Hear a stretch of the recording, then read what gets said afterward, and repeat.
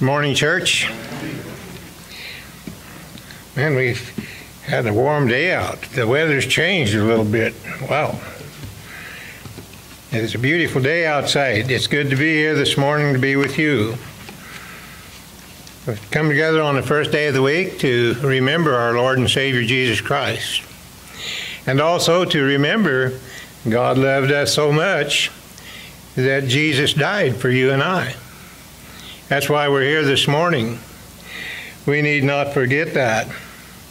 And just a side note, and I think we may have mentioned this before, but Brother David Gibson is now back from Romania, and we spoke, and he's, doing very well. Had a good trip this last time. And it's good that we're supporting that in his service over there. We're going to be talking a little bit about the book of that Solomon wrote in Ecclesiastes this morning. And there's really a lot of information there that we really need to think seriously about and to consider. As we are living in a world today when everything seems to be upside down, you have to really be careful who you talk to and what you say. You might get slapped.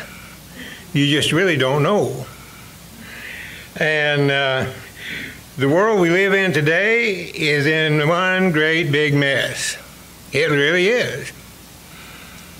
But if you think about how Solomon wrote the book of Ecclesiastes and what he was going through as the king of Israel back in his days, it wasn't a very good time in that regime either.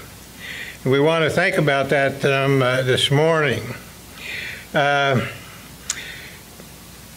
we think of it, it is no different than his days, or the days of Solomon when he penned the book of Ecclesiastes, which reveals his take on life, literally. In the beginning of the book, Solomon's mindset was very pessimistic. Have you ever met a pessimistic person? Literally.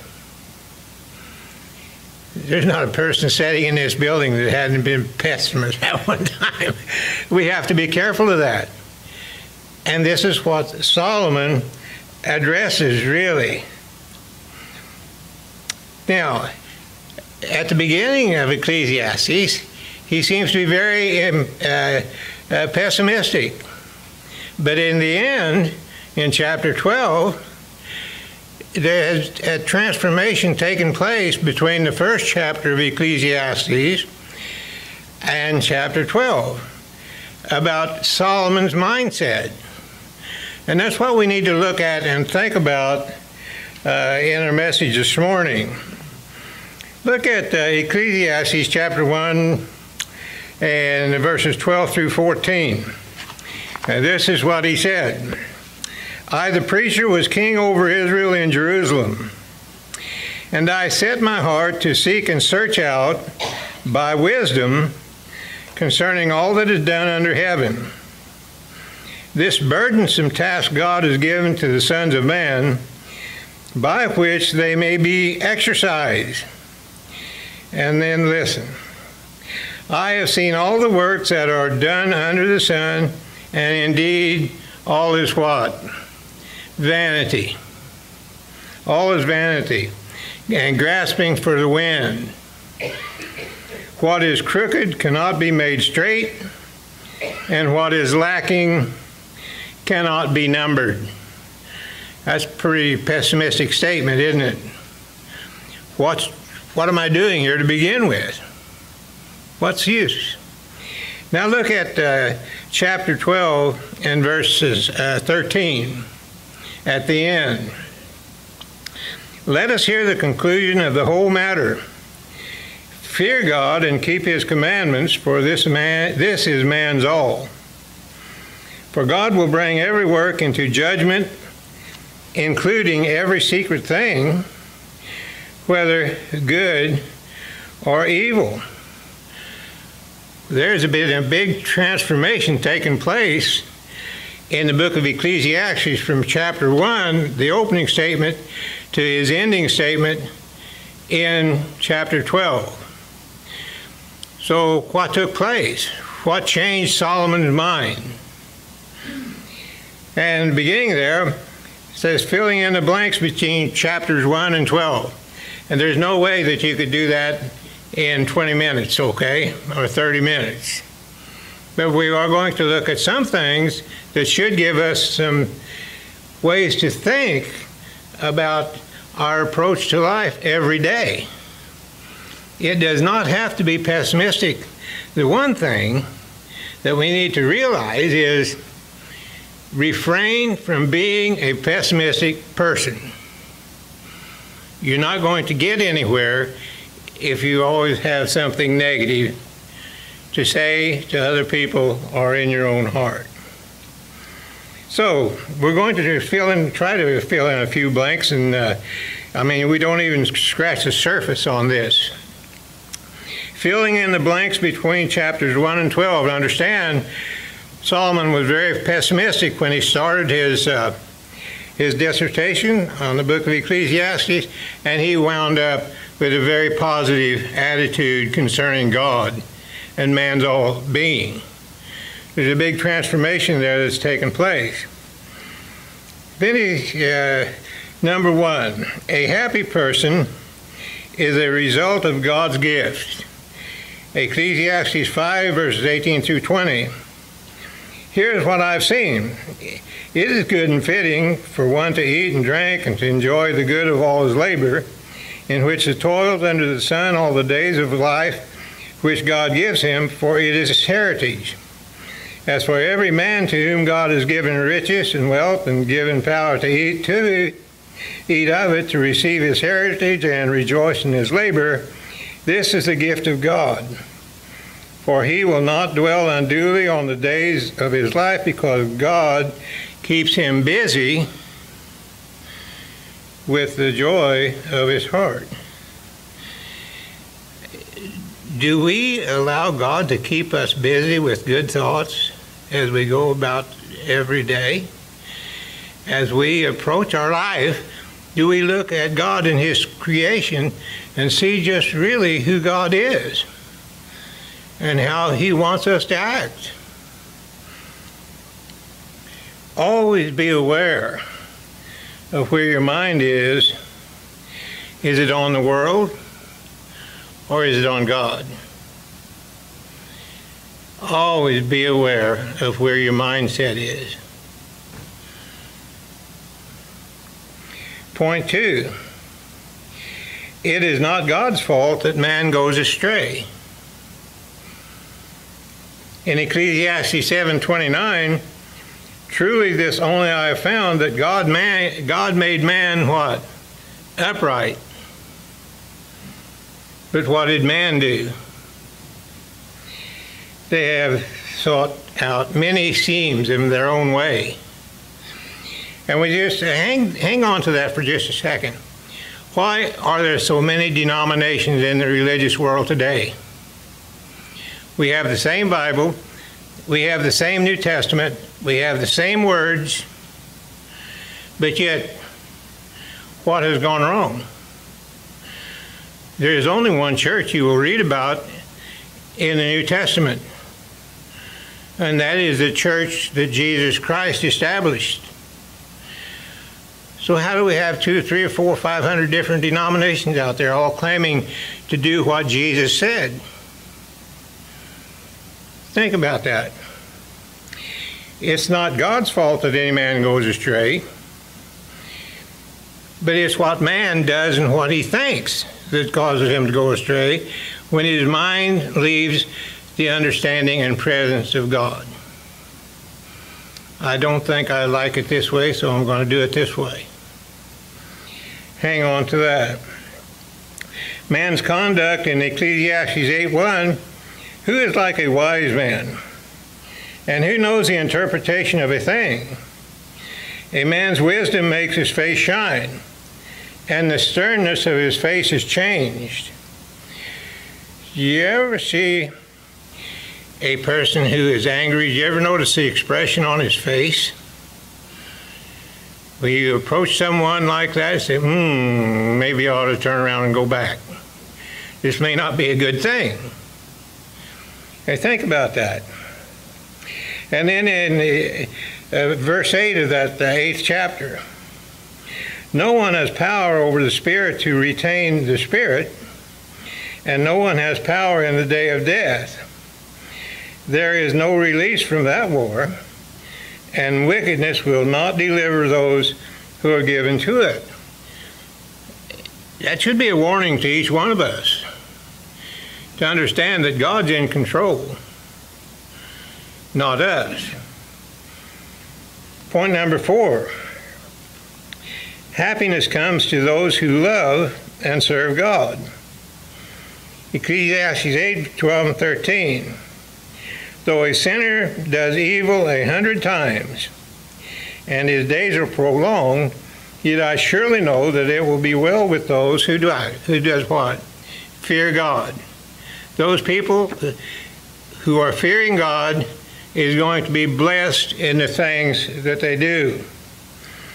But it will not be well with the wicked, nor will he prolong his days, which are as a shadow, because he does not fear before God.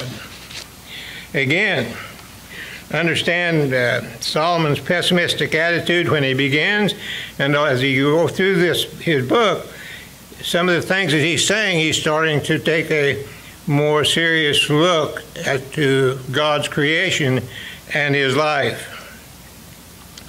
Point 5 there on the back side.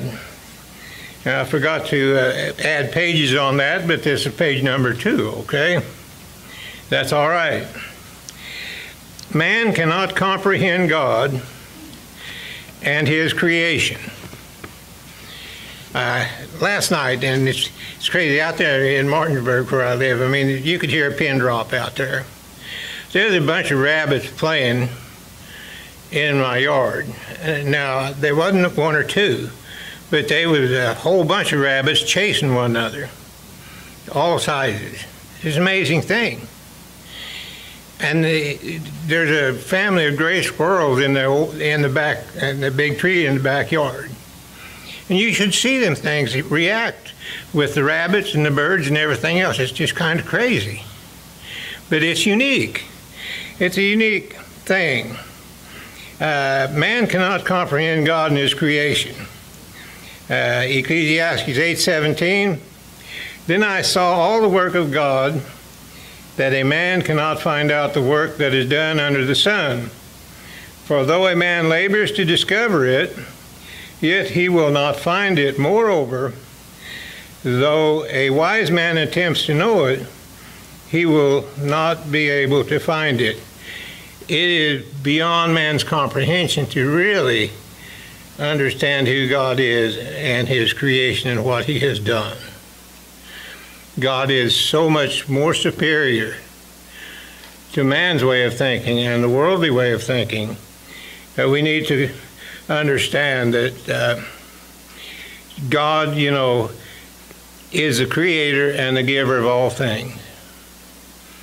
Man cannot change that. Many times he doesn't understand it. We see death every day. I'm getting pretty old. I don't have that many years left, okay? But who's to say that something might happen to me today? If you think about this, as we think about it, God's creation, we live in a world where God has given us the ability to do what we want to do. The young man that was drowned last week in the Illinois River, 19 years old, with these 2 dogs. Why? What went wrong? When we think about God and we think about the environment in which we live, if we believe in God, then we need to look to God for guidance in the things that we do, because we're not guaranteed another day. If you can imagine what happened in the storms went through Houston, Texas last week or 2 or 3 days ago. I mean, high-rise buildings blown out and torn up. It's just crazy. So here Solomon is in his take on the environment in which he lives, very pessimistic. He wants it his own way. And at the end, he says, I think we had better change. It's not really quite like that. Not like that at all. Point 6 there. Mankind's destiny is in God's hands. Ecclesiastes 9:1. For I considered all this in my heart, so that I could declare it all, that the righteous and the wise and their works are in where? God's hands. Not our politicians' hands. Not our neighbors' hands. Not the bank's hands. We need to understand and comprehend our situation is in the hands of God. God has the control. We need to understand that. And really, when we get to the end of this, that's the conclusion that Solomon comes to. We need to be first right with God, and then all of these other things will be good. No problem. Point 7 there, man's conduct. Because of laziness, the building decays, and through idleness of hands, the house leaks. And a feast is made for laughter, and wine makes merry, but money does what? Takes care of everything. Now, and this actually happened to me 2 days ago, and I've already done this stuff, but a friend of my family's, I just, most of my family grew up with these people, okay? And he stopped by, and he said, Darrell, my brother made me a millionaire. I didn't ask anything. That's what he told me. And he's a big farmer, okay? He owns a lot of land. Well, he's probably about my age. Where's the land going when God comes and takes him home? So what is this millionaire thing? What has he gained by that? What has he gained? But that's where his mindset was. That's where his mindset was. And that, like I say, that just happened a couple days ago. Where is our mindset? And here we look at Solomon and what he wrote. Where was his mindset when he started this book? Very pessimistic. When he ends, there's been a transformation of his mind. It is very drastic. Well, it wasn't drastic, but good. Point 8, remember your relationship with God. And here he starts writing and saying things that you can tell his mind has changed. Chapter 12, verse 1. Remember now your Creator in the days of your youth before the difficult days come. And if you look at chapter 12, verses 2 through 5, he gives a very vivid description of life's aging process. He talks about things breaking down in the body and a whole bunch of stuff, and I can tell you right now, my legs feel like I've been broken down. I can feel it going away. I can't run and jump around like I used to. But Solomon actually explains this in that description of life's aging process. And then in verses 6 and 7, a description of man's death and the finality of man's existence on earth. This is what his conclusion was. Remember your Creator before the silver cord is loose, or the problem, or the golden bowl broken, or the pitcher shattered at the fountain, or the wheel broken at the well. Then the dust will return to the earth as it was, and the spirit will return to God who gave it. And then Solomon's conclusion of man's existence on earth and his purpose, before and after, very pessimistic at the start, transformation at the end is mine. Look at Ecclesiastes 12:13. Let us hear the conclusion of the whole matter. Do what? Fear God and keep his commandments, for this is man's all.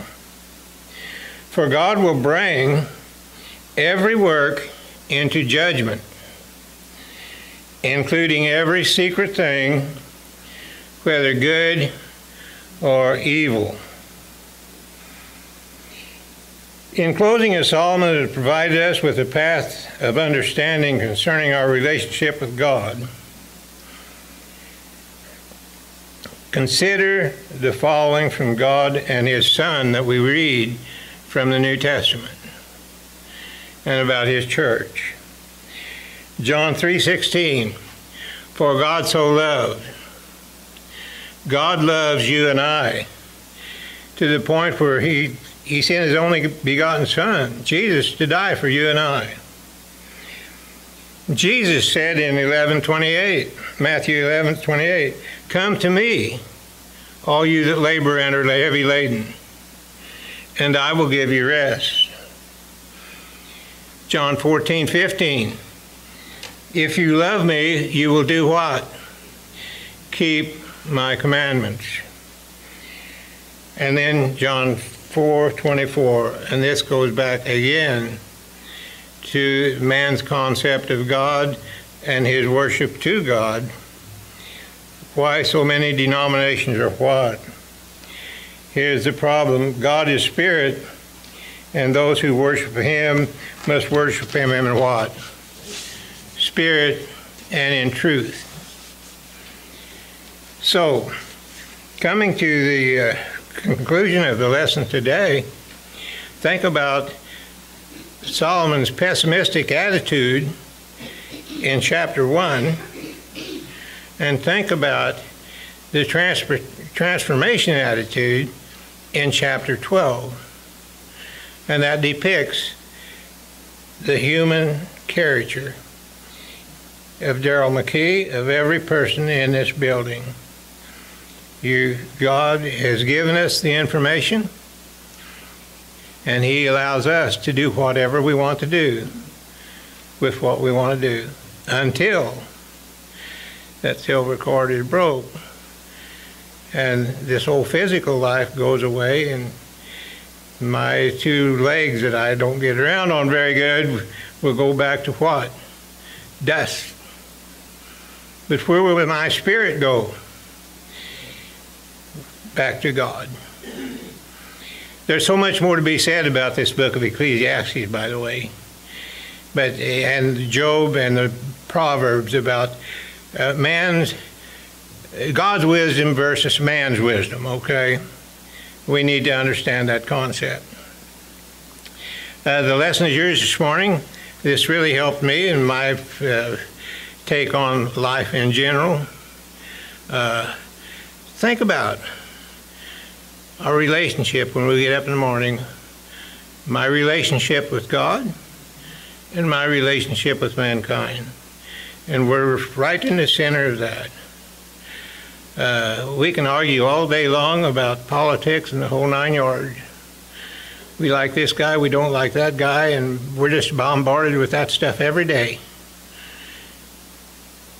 That we don't have to be that way. Solomon said, do what? Seek God, and everything will be good.